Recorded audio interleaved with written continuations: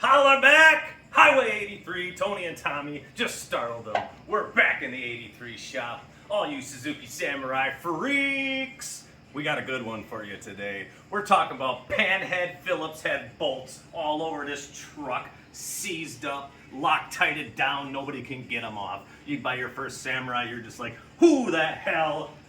What kind of psychopath would put Phillips heads all over this truck? Well, we don't know.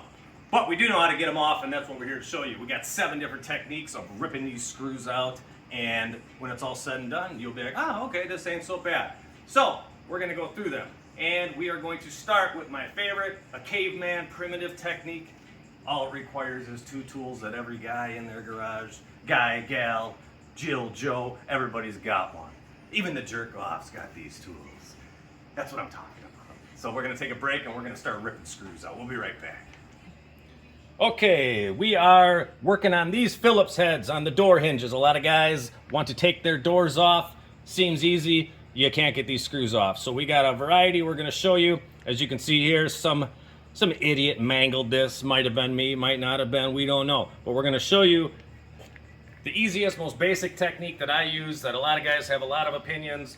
I just go for this sucker right off the bat. Just boom. I get my chisel. I sharpen her to almost a razor's edge. Just a razor's edge point, because you want it to bite into that.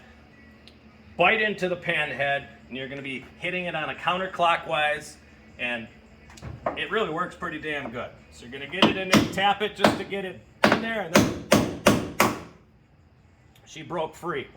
Now we're going to get another one. She broke free. And then you can just grab your handheld number 3 Phillips tip. And for the guys out there that want to get technical, yes, it is a Japanese industrial standard, but a lot of guys aren't going to have that in their toolbox. So number 3 Phillips head, make sure you get it from your local hardware store, Ace Hardware perhaps. That's my store of choice. So number 3, big fat ass Phillips head tip. Don't use anything else. As you can see, that's how easy it is. Hammer and chisel. You don't need to use any heat, but you do want heat because they're all thread locked. So heat helps on a lot of these other ones. So if you have your MAP gas or propane torch, you can use that. I will show that in a minute. So hammer and chisel, my favorite technique. Fast, simple. You already have the tools, and you can just rattle around and smack them all off, and then hit them with your handheld screwdriver. Now we're going to get into 6 other techniques. We'll be right back. 3. We're back. We're going to show a few more techniques. Now again, the thread locker on the screws requires heat to release it. So heat or vibrations. So we're going to show you quick MAP gas and impact gun, which works good. You want to heat your bolt, your pan head Phillips head screw. This one's not super tight because I've been working on these preparing for the video. So you're going to hit it with the gas for a while, like such. Set down your torch, and then you're going to take your impact gun, if you have one, with a number 3 Phillips head tip bit, or the JIS, which you might not have. And then you're just going to pop her in there and rip her off. So that works really good on a lot of these other screws. Just an impact gun, you can blaze these little heat. If they don't come off, you get them all off. But the heat might damage the paint, so if you give a hoot, you might not want to use that technique. A lot of guys don't care about the paint. Torch away. So now we're going to go through a couple other techniques. Welding. If you got a welder, you get yourself a random hex head bolt. Nut. You would scratch some paint off of there, put it on there, weld your nut onto the bolt. The welding will get the heat in there, and then you can just take your wrench and back it out, and they will come out. So welding is a good technique, especially if you do a lot of welding and you have a welder handy. Again, a lot of stuff I show is for, guys that don't have a lot of money, a lot of tools, and just need to get it done. Maybe you're only doing it one time. You don't want to go out and buy a lot of tools to do it. So welding is an option. Another one I have here is a grinder. I can't find it, grind it. Can you dig it?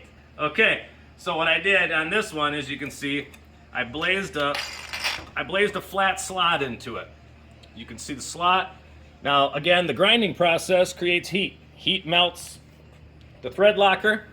Then you can get a big old nasty flathead in there, and you might need to get a little extra. There you go. And you can get them free that way. So that's another technique. This I used to do a lot until I figured out the chisel technique. Because the chisel, I mean, forget about it. I'm just blasting them up. But this works good. Another tool that I don't have, I loaned it out, and she grew legs, walked away, never got it back. Called the shake and brake. You guys probably heard of it if you've been on the internet. Shake and brake, not shake and bake, shake and brake. Google it, you'll find it.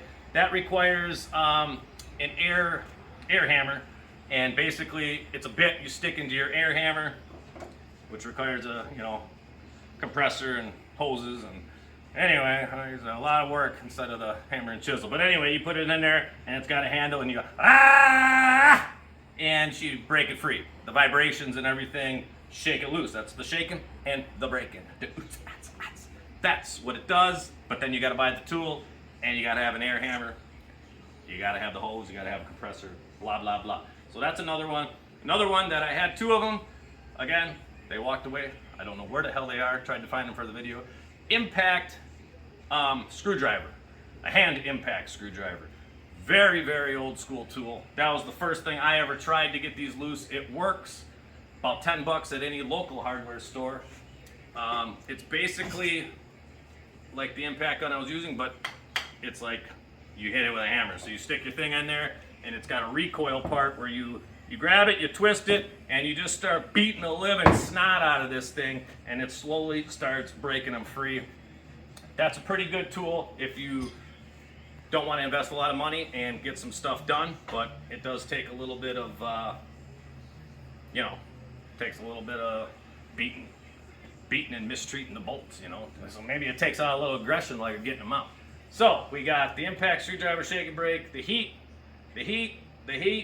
will loosen them up, impact gun grinding, welding, and the chisel technique. The chisel technique is my favorite. So this question gets asked all the time on Facebook groups. How do you get these things out? And you're gonna get, well, at least 7 different opinions, but probably more. So now you can at least see them in person from what I do, and again, hammer and chisel.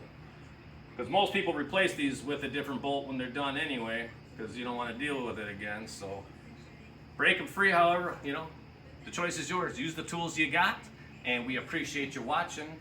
And Hwy83Suzuki.com. Order your parts from us. Show us a little love. Show us some love. We're gonna have new videos on the side here, and a subscribe button in the middle. Click on it, subscribe, watch our videos. We appreciate it. Thank you for everything you guys do. Now a trademark. Miller High Life, Suzuki. We're out of here.